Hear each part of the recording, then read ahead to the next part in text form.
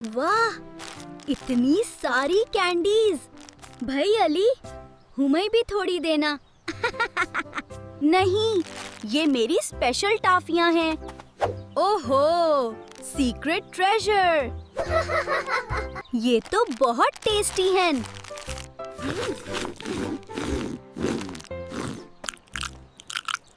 ओह, मेरा पेट।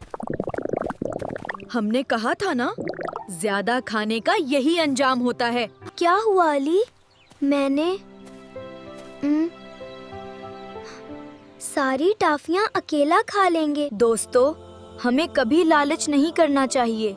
हमारे प्यारे नबी सल्लल्लाहु अलैहि वसल्लम ने फरमाया, वो शख्स कामिल मोमिन नहीं जो खुद पेट भरकर खाए जबकि उसका पड़ोसी भूखा हो। ये मसनद अहमद की हदीस है।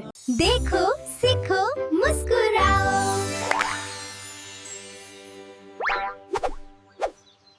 मुझे माफ कर दो दोस्तों।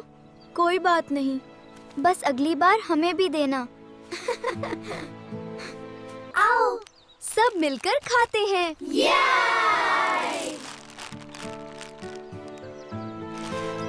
याद रखो, बांटने में बरकत है।